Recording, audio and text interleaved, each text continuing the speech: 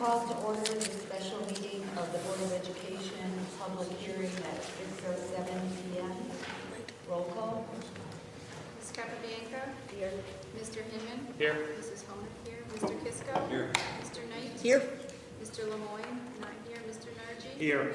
Ms. Richardson? Here. Mr. T-Balt? Here. Mr. Traub will not be here. Miraca Brown? Not here. Ms. Aird? Here. Mr. Becerra? Present. Mr. Campolita? Here. Ms. Klockow? Here. Ms. Lebomsky? Here. Mr. Potter? Here.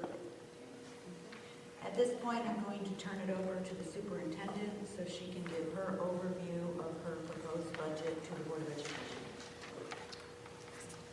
Good evening, ladies and gentlemen.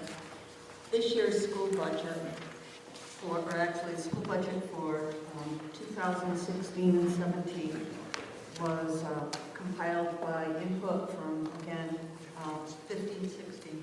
Thank you. Second ahead of herself.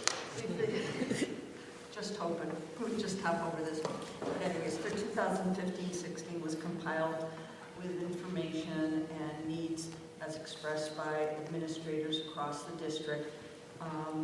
It was based on that Torrington Public Schools, the budget was based upon the following. First of all, the mandates that define the expectations of education reform on the federal and state level. That the Torrington Board of Education goals, which focus on conducting a comprehensive review of the Student Services Department that will allow for a thorough revision of practice, protocol, and delivery of support services within the district. The request for a budget that is both transparent and clearly understood by all members of the community.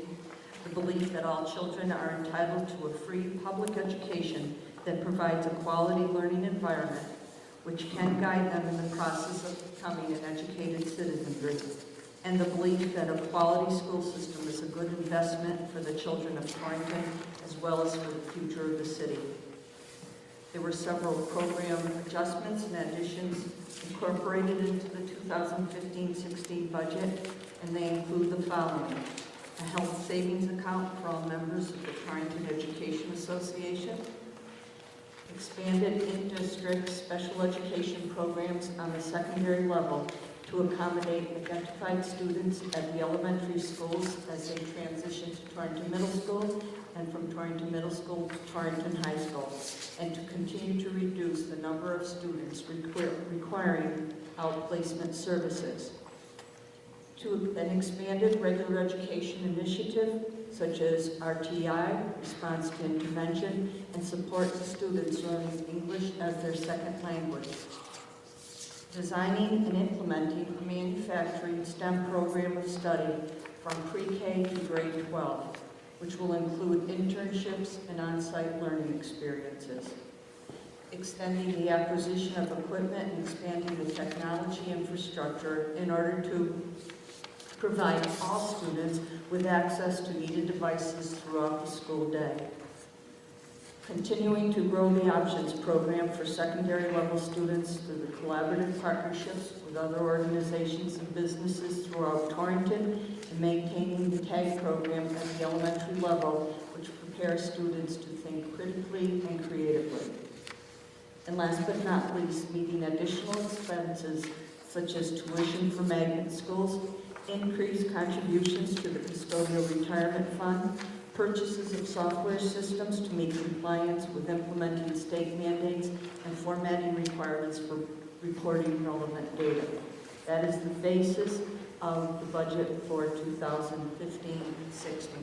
Thank you. At this point, I wanted to just clarify from a process standpoint the budget, because I think there's been a lot of information in the paper that isn't entirely accurate. Where we are at this point is the superintendent is proposing her budget to the Board of Education.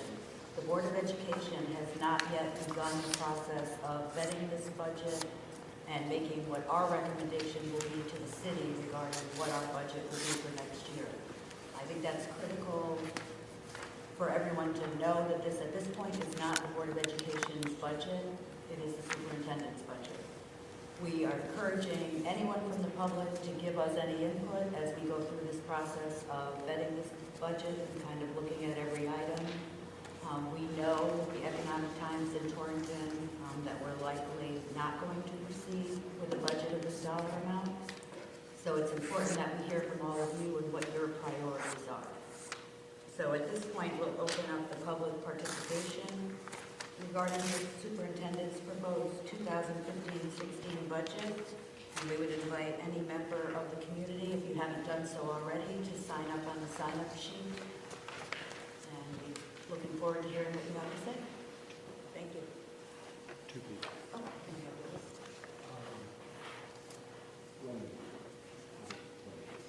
Is there anyone else that would like to sign up at this time that didn't have an opportunity to before?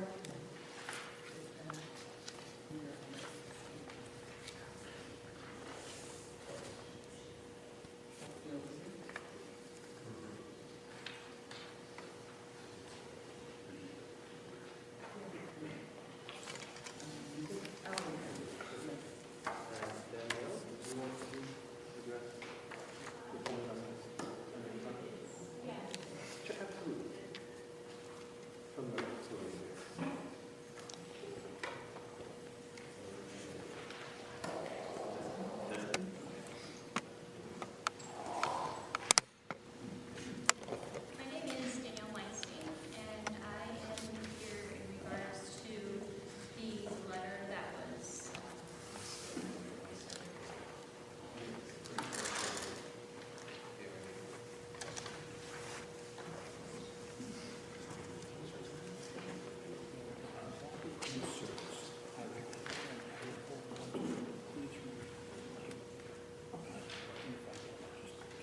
Testing, better?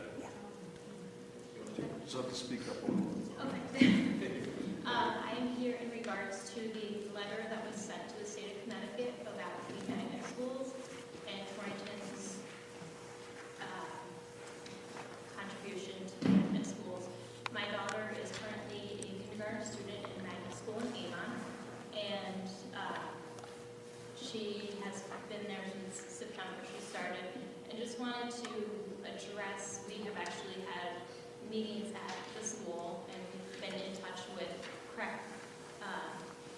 the higher ups, and the comments about the transportation aspect of that Torrington is saying that they're required to do is not true. So we just want to make sure that that is clarified. There's no transportation that is offered to Torrington students for the magnet schools. So that's something that was addressed by the superintendent, saying that it was something that Torrington was paying, and it's not something that they're paying at all. And just wanted to make sure that any misinformation that was put out there is incorrect, and we just want to make sure that it is clarified so that any future parents that want to put their children into the magnet schools know that that is something that they can address. So, yes.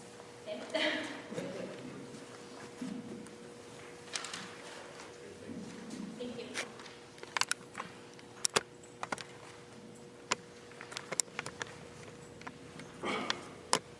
Is there no one else signed up?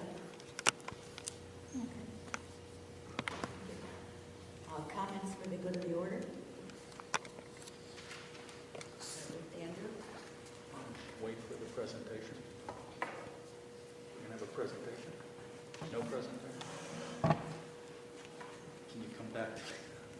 Come back to I it? thought we Okay. were going to have some time. We'll start on this side of the table. Bill, do you have any comments? Not at this time, no. John? Nothing about the budget. Would it be appropriate for us to hear a response to the question, the issue she just raised, or is that not appropriate?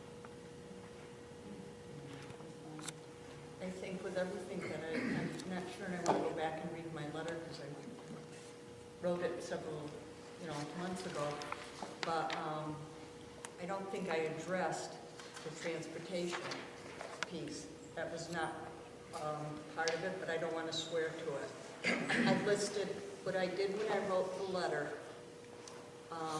was I wanted clarification because this was Litchfield County, not Hartford County, and the chef case originally was for Hartford County, and I questioned about school choice. Having been a principal of a magnet school, I know how hard you have to work to bring students into the program. The other piece, too, is that I was concerned at the large jump from now that we had many parents look for all-day kindergarten. We realize that school does support parents with, while they're working during the day. I mean, we do help out. And so when I'm looking at what the magnet schools were offering, I felt that having taught or having administered in a magnet school and other schools throughout Farmington Valley, I feel that the Torrington Public Schools, the elementary schools, I'll compare them with any elementary school through the valley. I've been in this business long enough to know what's happening in those schools. The other piece that I was concerned about was because of the increased costs, but the most important thing that I was worried about is that by saying that families could go to magnet schools is they're creating a reverse chef. Chef was designed to create equal educational learning opportunities for all children, both in Hartford and outside of Hartford. And I'll be more than happy. Did you receive a copy of the letter? Do you have a copy of the letter? Yes, I do. I don't have it with me, but I do have. Okay, but have a copy of it. I mean, we have the letter here. The letter does not actually discuss any costs for transportation. It was the article that was in the Register Citizen that addressed the transportation. that was all out of district transportation. It did not pertain magnet schools for that school, no. If we're talking about children who receive special education support services, have to be transported to out of district. So that's that cost of transportation had nothing to do with magnet schools because we do not provide transportation to magnet schools. What I was focusing on is that the families who are leaving Torrington to have their children attend magnet schools are of one socioeconomic area. So it was really creating a reverse chef here in Torrington. So I'm glad we could clarify that for you. Do you have anything else to Just perhaps that I think it might be helpful to the community if we could put all of the information that our board has received online and not just the budget summary. I mean, the public would have to request that information because that's not actually the budget, that's the detail for the board, it's not. But someone could request it because once it's distributed to the board, it is a public document. But it wouldn't be linked to the website because it's not our actual budget. But what's the reason not to put it out there? I mean, we know it's not the official budget, it hasn't been adopted yet, but is there a reason not to put it up? It's a working document. Right. It's Right, in flux. but and you think that's a reason not to put it up? Well, I'm just telling you. It could cause Line of confusion. districts. Right. Look at how many times we've given you things and replaced it, and then if somebody takes it down tomorrow and then next week we change something. Well, I realize we've seen probably half a dozen versions of some of these documents, but if I trust the public to deal with the confusion. It might even enhance the number of people who come to testify at the public hearing if they're able to see the same information we are and be better informed when they do come to testify. The letter, for instance, had that been online, it could have been read and it would easily be seen that it didn't talk about transportation. Could have saved that confusion. It would have been in the minutes from the board meeting. Ah, so it is on. It is. In fact, that's where I pulled it. Do you have anything else?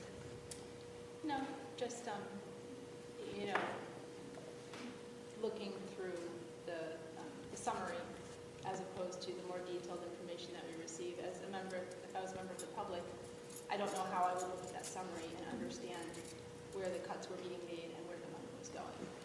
And so I think I agree with what John said there, Bill.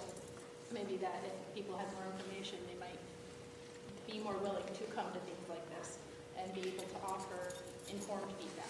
So I would encourage us to think about that if it's possible. Ellen? Okay, I read in the newspaper where the chairman had stated that the 6% plus increase was not final, but that there was some plan that could potentially bring our budget to a zero increase. That was what I believe the article said. Did any of you read the article? I did. We're not newspaper readers. Okay, so that, just hypothetically, let's assume that that was a statement. Are we at any, when are we projecting to look at bringing this budget down from a 6% increase? How are you planning to? Budget Well- workshops. Right. The budget workshops, I mean, we're just receiving this also, so we have not at this point, I'm not sure about everybody, but had a chance to fully vet this. But that discussion will start on Thursday night at our next meeting. Okay, I guess a couple of questions that just come from the summary document here. The capital budget. You broke it down into capital technology and capital projects. And is that the way we voted on that when we did our capital plan, which we sent over to the city? You know, the budget committee will be discussing this capital on Thursday night. And I'm just wondering how you came across that. Well, again, getting back to our earlier, if I might just interject something, that's a good example of why I think it might be confusing to put a document like that out on the website. And again, I'll do ultimately whatever the superintendent board want me to do. But to your point, that capital project number is embedded in there, and that makes it seem that we're going to be doing, you know, $124 million, when in actuality, those are decisions that have to be made by the board to determine what capital projects are actually going to be in there this year. Where, you know, John Pugh Public, to look out there, he would say, or she would say, oh my goodness, you know, 124 million, when in actuality it's a working document. And ultimately, when the budget book is built, it's then public domain, unless the board and the superintendent want to put it out there in an unfinished state. But, you know, I work here at your beck and call, so. Andrew, the reason the technology was in the capital budget is because last year the board requested from me that anything major purchases like that, such as instruments, computers, go into capital rather than have it in the general fund. Yeah, I have no problem with that. I'm just trying to analyze what we did at the time in which we approved the capital budget, which we sent to the city. Sir, Mr. Potter. Oh, I'm sorry. But what's interesting is you don't put the revenue aspect on this document for those capital. I mean, if you're going to put 49,262,820 as capital project, then there's a revenue side to it. You need to look at page 15. And I am looking at page 15. Well, if the revenue is above, and the revenue is subject to change, okay? You have, obviously, excess cost here. I put it in at 77%. It could be 80%. Yeah, but if we were, I'm not trying to be confidential. No, If I'm we were just to telling you. actually do $49,262,823, there's also a corresponding dollar amount of revenue that is placed with that item. I'm And aware of that should be placed with the revenue if you're going to place this on the summer. Okay, and once you know what projects you want to do this year, I will break it down and give you a revenue stream and everything you need. But for right now, these are the revenues as we understand them to be right now. They're fluid. We won't know from the state until the end of April, early May, what your transportation numbers are going to be, what, ultimately what your ECS number is going to be, or the excess cost number. So they are changing. This document was, a requirement for the budget book, so it's in there subject to change. The group insurance number is going to change based on the HSA and the amount of premium that's being paid by the teachers now. So That's the next issue that I was going to raise. That's a little disturbing that you would, it's one thing if you gave this document, this summary to us a month ago, but we're really getting down to the wire here, and I think these numbers should start to be more refined.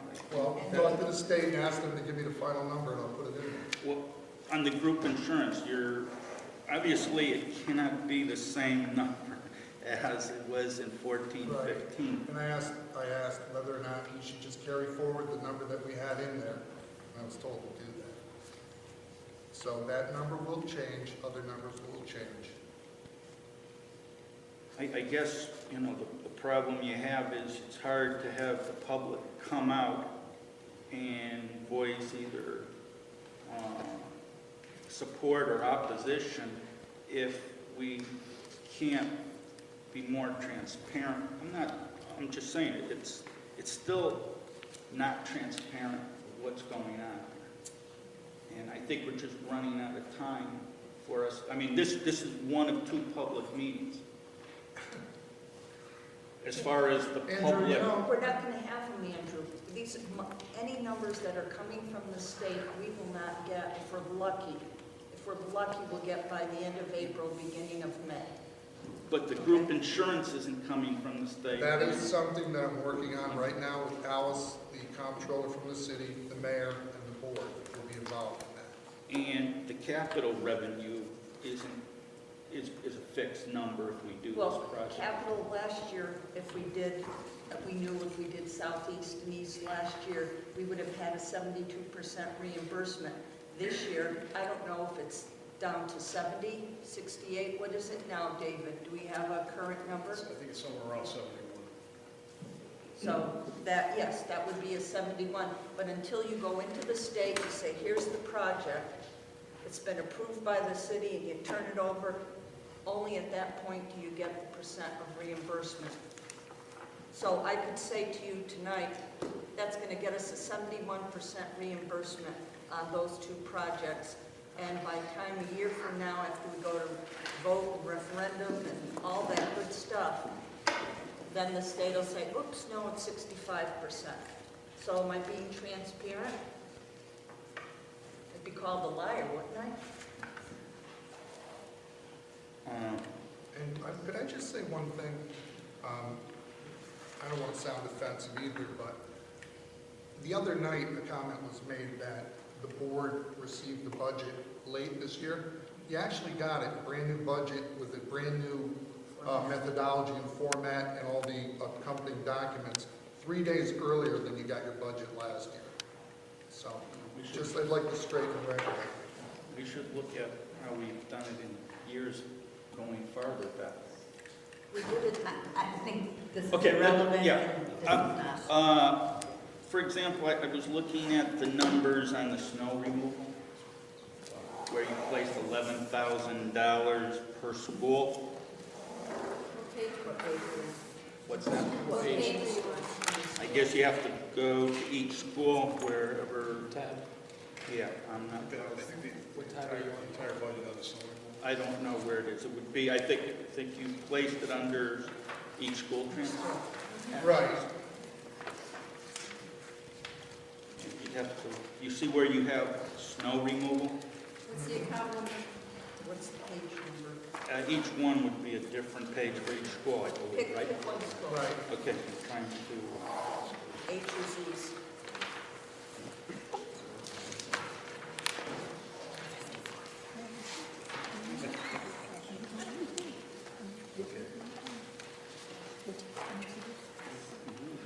So on page 5 is summary. 5 is summary. This is 430.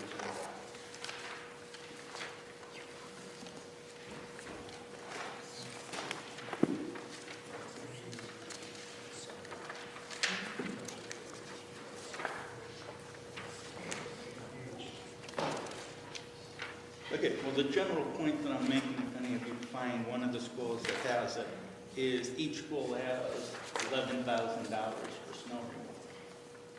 And I understand that you probably, your methodology probably was you just took the total amount, the contractual amount of the entire contract we have for snow removal and divided it by how many schools. 9 buildings. Is that how it was done? Yep, you got me. Okay. I don't think that's really proper methodology to say that the amount that it costs to do snow removal at, let's say, Mitchell Avenue is the same as Torrington High School. Well, we're not being charged by the inch. We're being charged per contract.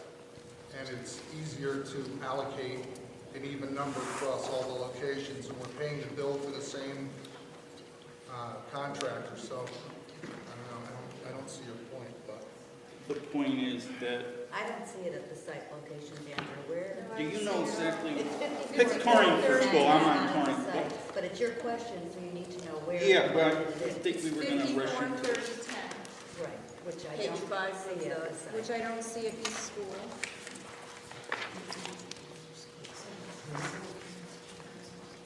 Is that facility budget? Nor do I see it at 4. It's in the facilities It's budget, in the so I think you have this information. It's on the facility. It's in the facility. It's not in the site, it's in the facility. I thought you just said it was. It's supposed to be. Facilities. It's also David, it was in the Page. facilities? Okay. So, District, maybe it's in the district. right, we took it out of the schools. By school. Originally, we had it in By the school, schools. district. That was in the It's old by book school, right. Right. that I looked at last week. Page 3 under district maintenance.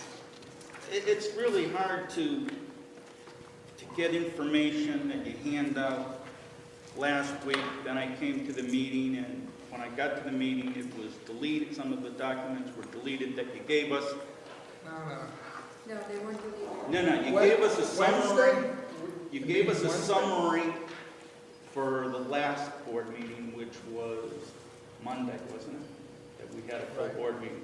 That did not include the full capital, that's why we got a new summary, because we wanted the full No, I- capital that the board approved in December in the budget. There was a summary in that doc. in But it that- didn't include all the capital, it only included the Right, but there technology. was a summary of items. Then it was taken away. Right, Right. Well, I mean, because the board. but it was, wanted- I didn't ask for it, it was handed to me. No, I So- think I know what you're talking about. I think the summary, Andrew, that you're talking about is now in section A, page 13. It was in budget summary when you first got the book. Right. Now, but that was not correct. The actual summary ought to be what is now in section B.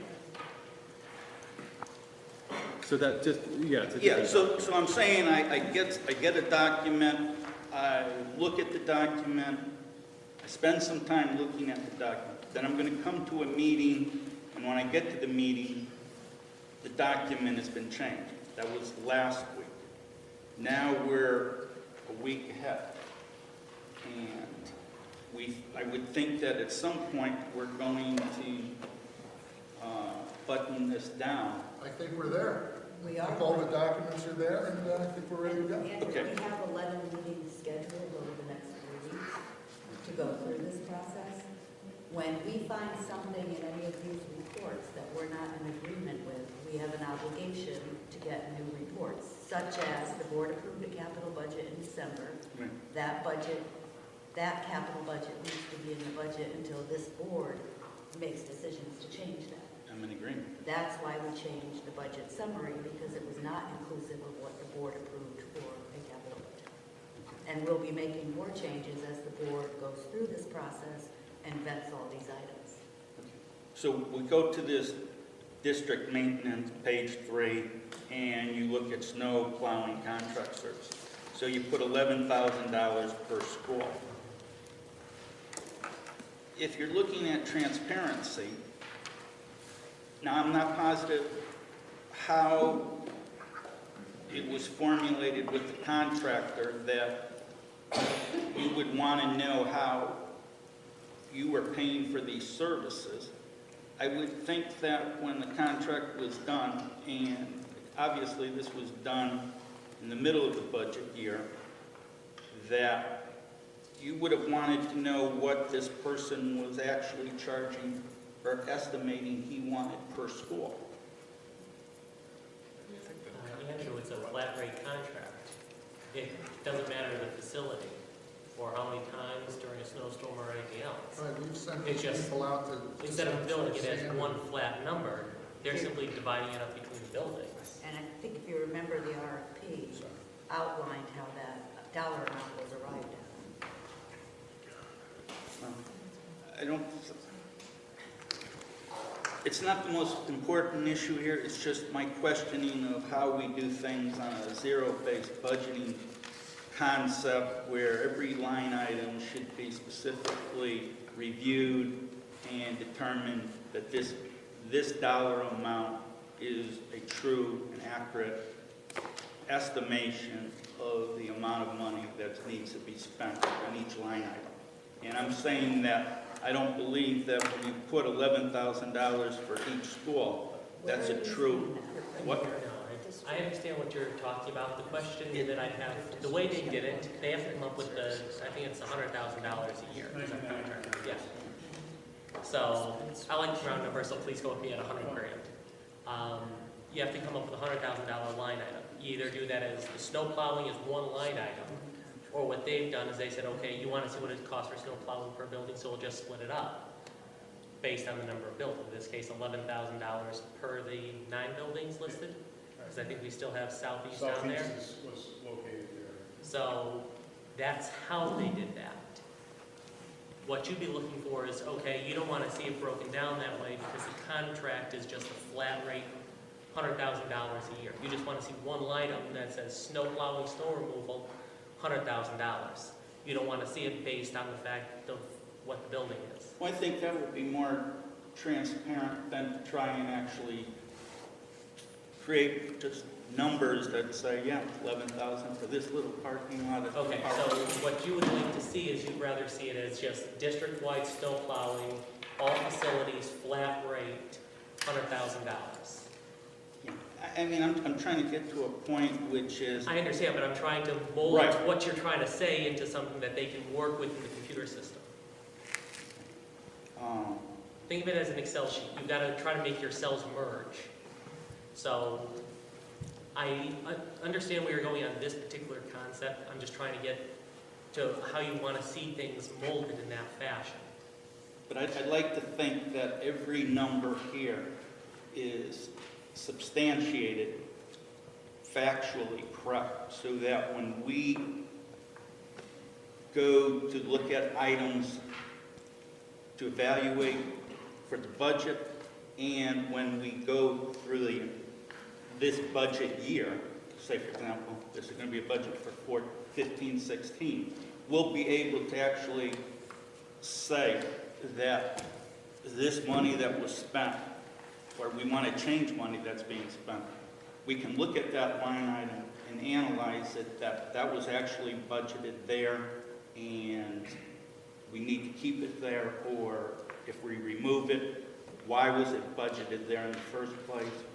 I'd like to get more accountability so that when we go forward into these budget years, we have more definition of what the rationale was and why these numbers were where they were. In the past, you could tell how much it cost for snow plowing at different schools, probably by the overtime of the custodians, because they did the plowing. They no longer do the plowing. We did an RFP for a contract to clean, remove snow, everything, salt, everything for the whole year for the district. So then we have to make sure this balances. Part of the expense budget is for snow plowing, and we know we have a $100,000 contract. That's what came back with the RFP. And in the contract, it states exactly what they're going to do at every building. If it takes them 10 hours at one building and 3 hours at another, doesn't matter, because they are responsible for the whole district. In order, though, to be able to put $100,000 for snow removal in our expense budget, we have to have it in another budget somewhere throughout. So that's why we put it in district maintenance and gave the same amount to each building, because we don't know how many times or how many hours the company came back to work at the high school versus Midgeon. But what we do know is that every building was clean so we could open our building, and they were living up to the expectations of that contract. Okay? So if you know, under then the budget account district maintenance, if you would just like to see a one-line item of snowplow contract, $100,000, and that's what would be in the summary sheet, we can do it that way. What we wanted to make sure is that people understood that that contract includes cleaning every building that we're responsible for to what we expect, and to get us open, whether we were going in on time or if a 2-hour delay or whatever we had to do, but to make sure they were ready. I have just one more issue, and that's relating to the $35,000 that the board is looking to allocate towards the turf replacement fund. Is that correct? Yeah. Yep. There's two things that, and it was, we had to predict that in 10 years we would have enough money, or as we move along in 5 years, if this needs resealing or whatever needs to be done. We designed a budget for each year to not only maintenance, which is about what, $7,000, $8,000, $7,000 to $10,000, but also to be able to have something set aside like in a savings account, so that when it came time to replace any part of the field or the track, money would be there to do whatever it needed. And that raises an issue that has come about, which is over the last several months, obviously the board and the turf committee has been somewhat at odds on who controls it, who controls the maintenance.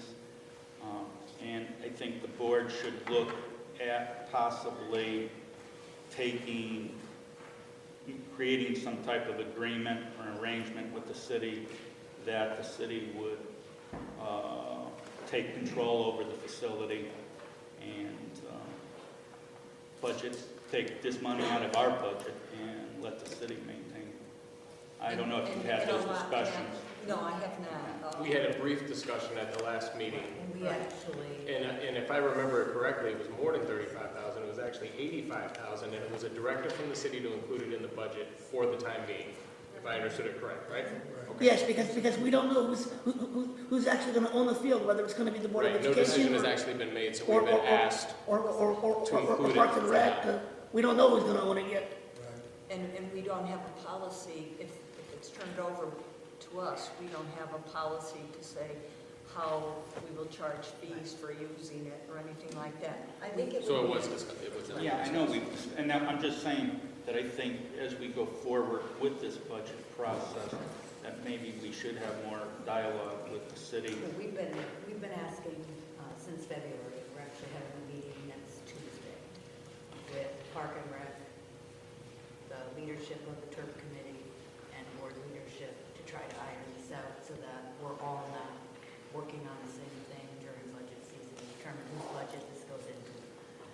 I would like to see for Thursday, if possible, a summary of what we have in here, because I've heard numbers from 80,000 to 110,000, just so that we're on the same page as far as what we are budgeting for this.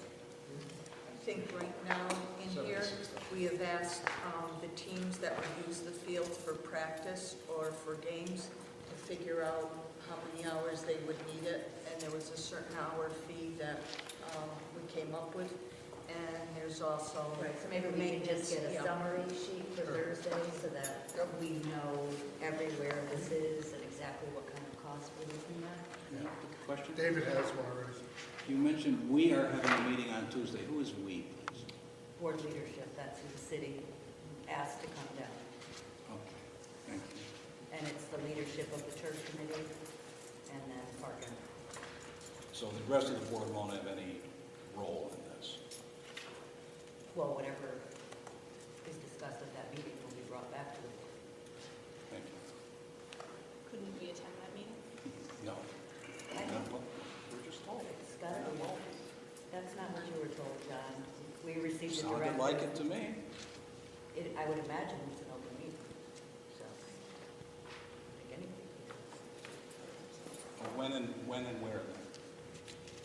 I'll send you an email, but that's not an exact time. I think it's next Tuesday. I'll send you a no. Thank you. John, I wasn't invited.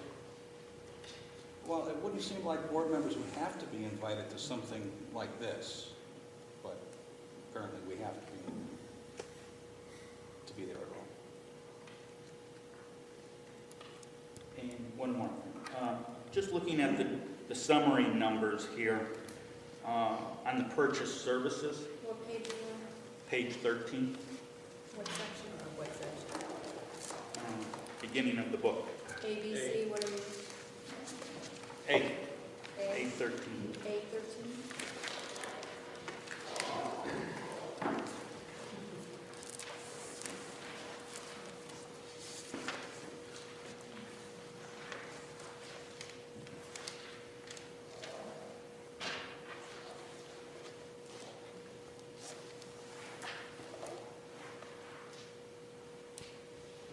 And if you go back to the 12-13 budget year, the amount on purchase services was $10,013,000. Obviously, you're showing 14-15, $10,649,000. And then all of a sudden, we have this drastic increase this year, which we haven't seen in the previous years, if you look at previous budget years. So what's the big driver of the 2.2 million approximate increase in purchase services? Well, if you look up the definition of purchase services, that's just above there. It says transportation, out-of-district tuition, travel and property liability insurance. The big things that we've been bringing before the subcommittee, the budget committee, is the expense for special education, transportation for the students who out-of-district transportation, and the tuition that's been, I think it's, I don't want to quote now, but isn't it over $1 million? Yes. It's over $1 million this year than what it was before. That's why you see such an increase.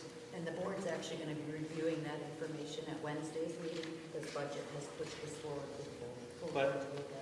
I think the point that I'm trying to make is that if you look at 3 years in a row, we were basically flat in number.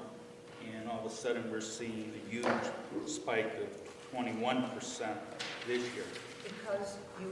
But I mean, what caused this year to be? Because you as a board Okay. requested a full audit of the special education programs for the district. You did. Okay, And we've been working on it. It included a full review of every student's IEP, and if that IEP was being met, because if it wasn't, it was out of compliance. And so we've had to really take a look at the program, add personnel. But the biggest thing is the cost for out-of-district tuition and transportation. That has been one of the biggest. And we still have maintained. We only have, is it 70? Where's Yvette? how many students are outplaced? 80? Did that? How many students? 80? Okay, so we maintain, but we cannot, the cost is based upon the program a child attends, what it costs for tuition, if they receive support services like speech, occupational therapy, physical therapy, if they require a paraeducator. Some students we have not require a nurse. So I think as the board's going to review all of this at Wednesday's meeting, that we should hold this discussion until Wednesday when you have all the sheets in front of you that budget discussed last week. This, which is very, with this number though, are we seeing a corresponding revenue increase as far as? in excess cost, Yeah, I mean, not excess cost, but as far as this. that's where we would get it back in excess cost. No. Yeah, we would. That's because. Well, I mean, we're any not child- showing that in the because numbers here. You have to apply It's in the 3 revenue times, sheet. yeah, you have to apply 3 times a year for any student who it costs for them to receive their special education support services that run 4.5 times the cost of educating one student in town. And we're going to get all this information for Wednesday, so Okay. But we have been sharing it with the board at the subcommittees all year. This includes students who are outplaced by DCF. let's save this discussion for Wednesday. just One more because- quick one here. As long as it doesn't Did we affect- lock in anything on the cost of fuel? Yeah, we got, actually, it's reflected in the budget as a reduction rather for propane. Got it, we were paying $1.88 a gallon, we're getting it for $1.64. And then David got some competitive prices on oil. Electricity is the only place where we're going up on utilities. Yeah, are you Because telling us of 1/3? everybody's getting the business. Thanks. And I believe, Michael, we had one other person that wished to speak. Did you want to speak?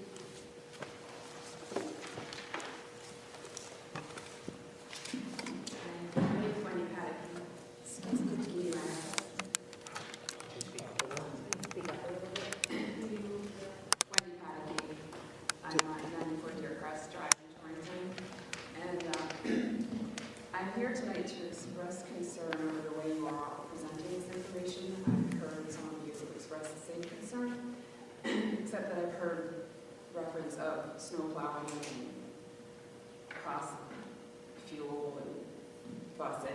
I haven't really heard anything about what was supposed to be discussed this evening, and that is the budget for elementary schools, for technology, facilities. I mean, it took me, well, first, I was here last week, and we were told that if we looked on the webpage the next day, we would have our summary. I looked, couldn't find anything. Checked back, couldn't find anything. Found out this morning that if I hunted for it on the page, that I would be able to read the summary. I don't know how many people this district actually took the time to go onto the page, look for the district link, and then scroll down to business services, and then scroll down further to find this actual summary, which is not a summary. I've been trying to find where in this document you're actually talking about elementary schools and technology. All I could find in this document on page 8, referencing elementary schools, is actually included in technology, and I'm assuming it's referencing how much toner costs for $2,000. The other piece of technology that I was able to find is just referencing dues and fees, so I'm assuming that's also for the system that you already have. Considering what is expected of school systems and how education is changing, if you're showing the public that technology-wise it's status quo, And if you're sharing with us that in your overview of this proposed budget, and you're introducing elementary schools tonight as far as how things will change, that you're going to give us $2,000 for toner. You can tell me it's not toner, whatever it may be. I'm assuming it's something that's, if it's technology, it's just supporting whatever you may have in place now. I don't know how that's helpful for us in terms of, do we believe in this school system at all? I have a son in 3rd grade at Torringford, and I can tell you that it's been a great experience. The elementary schools, particularly Torringford, and I know I have friends that have children in all of them, and they've had great experiences. I'm not sure what happens in this district when you get past elementary school, because I don't see that teachers are supported in the way that they should be. I don't think that this district understands how much money needs to be poured in to actual programs, that the state is mandating certain programs that I don't hear you talking about. I hear about snow removal. I read through the proposed agendas for 2014-15 at the board, and one of the main points that was made, what was supposed to be focused on, was Common Core and implementing Common Core throughout the district, improving these standards in the classroom, making this available to the public. It has not happened across the board. I have seen it at the elementary level. I've talked with my son's teacher, and she has been able to incorporate this into her classroom, and I'm very impressed. However, if you are not a part of the education system, if you don't know what to look for, then you have no idea that you're missing a lot of information. This district already should be able to explain to parents what the standards mean, how their assessments reflect learning. My children bring home assignments at the elementary level. I understand where this is coming from, what are the expectations. Middle school, assignments will come in, and there are no standards attached. There is no reference to what standard is being addressed. If you don't know what to look for, like I said, then you don't understand if your child is receiving the type of education they will need to move on to the next level. My oldest son is in 8th grade. Again, the teachers are wonderful. They are not supportive. You're not affording them the opportunity to give back to this community in the way that they can if money is poured into the programs. I mean, you had 2 positions. There's nowhere here to tell me that you're eliminating them or you're continuing them, but you have curriculum coordinator positions that could have made tremendous strides in this district had they been given the tools to do so. What are you asking your teachers to produce versus what are you giving or what are you affording them in terms of technology? There's nothing in here about technology. As far as how are you implementing technology to help our children succeed?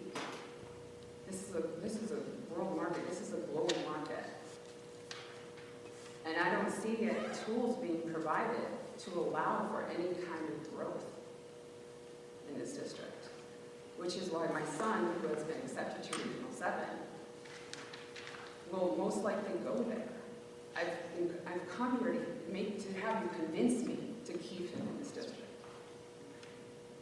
If you look on Regional 7's page, open it up, Board of Education, right in the front, click, budget, 170-page working document that is detailed, each section, with an explanation of what the teachers are looking for, administrators are looking for, district needs, all of it written out. It's not set in stone yet. It's just plain, it's clear so that the public can come out and share their views on it. This is useless information. So 2 weeks now, you take the time out of your evening, expecting to hear from the superintendent and the board, which to no fault of the board, they don't have the information either until the last second. I'm really, again, I jot down my notes here, trying to find something that I can take away from this evening that will help me to determine whether or not I will keep my children in this district. Have you, just, may I ask, have you read the district improvement plan in the front of the document? Okay, you haven't. Okay, just a summary. Okay, then tomorrow we will have posted a whole section of and it'll pop up when you go to the website. .org, because in that is a section on application of technology, the problem of practice, and the theory of action this school district is taking to make sure that we have the appropriate technology for students across the district from pre-K through 12. I have to say that the middle school probably has the most,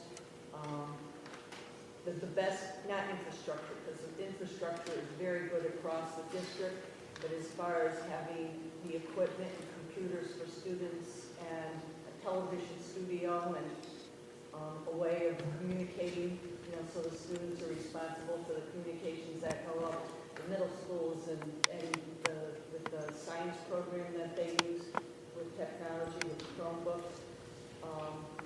The middle school is in very good shape. It's our high school where we need to get more technology available so that when students are in class, all they have to do is wheel in a cart and have it in their hands.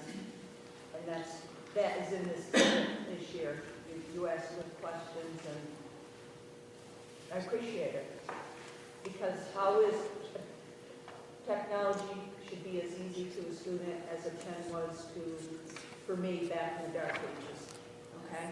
I do agree, but as far as Chromebook goes, I don't know how much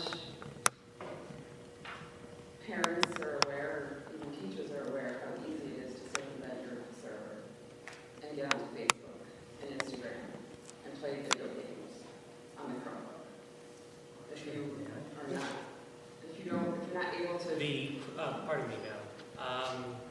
I'm terribly sorry, I didn't get your first name. Wendy. Wendy, I'm Dan. Nice to meet you. The Chromebooks were implemented by a previous IT administrator that is not currently in the district anymore. We have switched everything over to Windows. It is all Active Directory.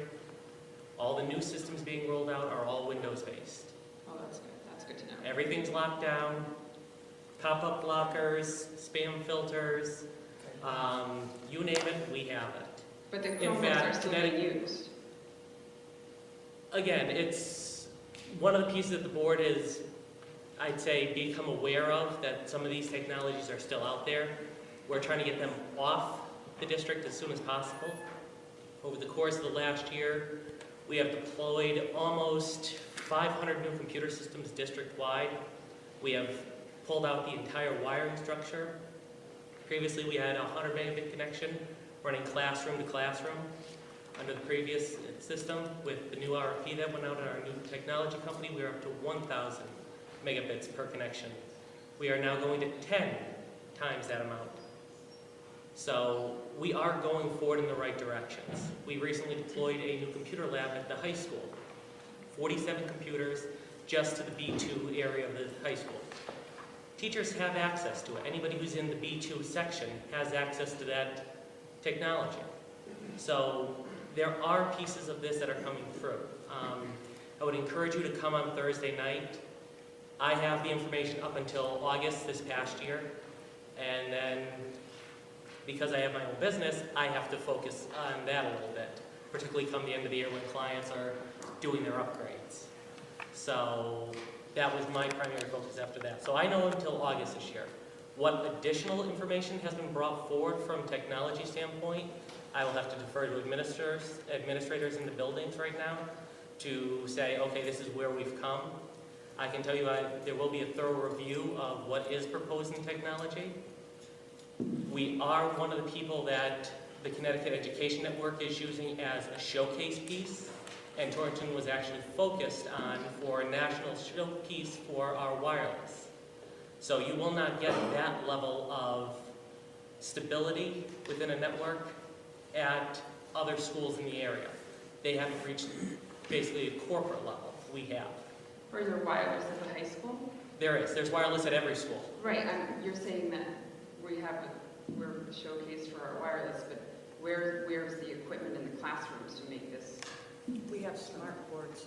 Actually, you have smart Every boards in all the classroom? classrooms. You have adapters, or what's called wireless access points, in every classroom. You have the ability to have computers in every classroom. At the elementary level, there is computers in every classroom. Right, I understand that. At the high school level and middle school level, there's labs involved. At the middle school this year, we tried a deployment of carts to see how that works. Our special education has deployment of carts. They have iPads. Again, you're talking about the fact that we spent, I believe it's a little more than $2 million over the last 2 years to upgrade and deploy technology. So it's not a case of we haven't already spent a lot of money doing this. But you can't just say, here's all the technology in the world without getting the people that have to use the technology up to speed and buying into it. I wouldn't want to turn around and say to the public, here, we need another $1 million. We want to put laptop carts in if we find out that the teachers aren't utilizing the computer labs. If we find out that the teachers are turning around and, okay, we're going to book out every computer lab in the high school for testing.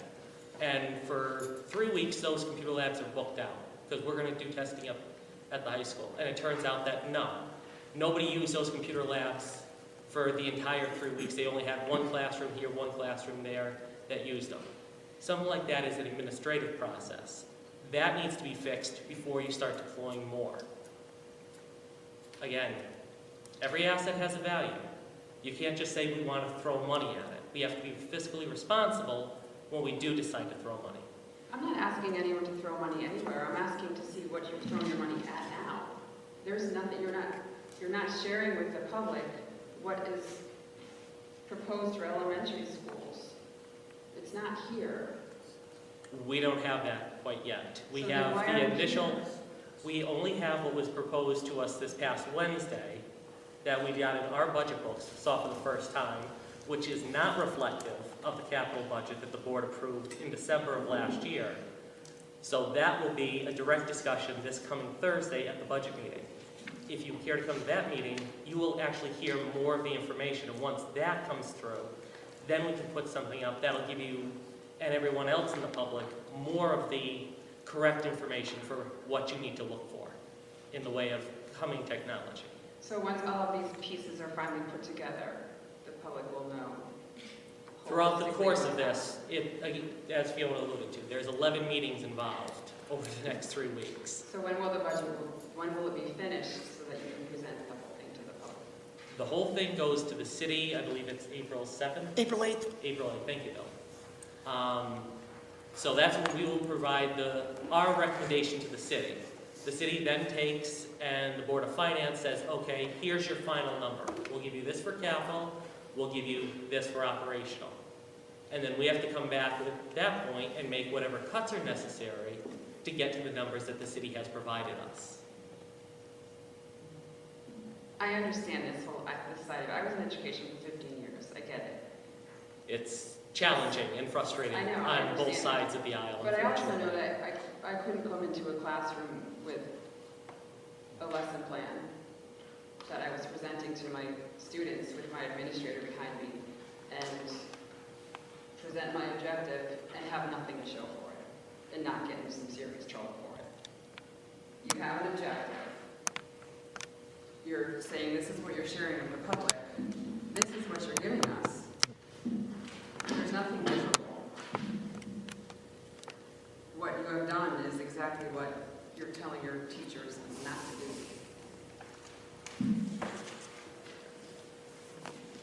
is very frustrating as a parent and as an educator to be faced with really very little, if any, information about this district. And like I said in the beginning, I know that there are great teachers, great families that really want to do the right thing in this district for our kids. But it's frustrating knowing that.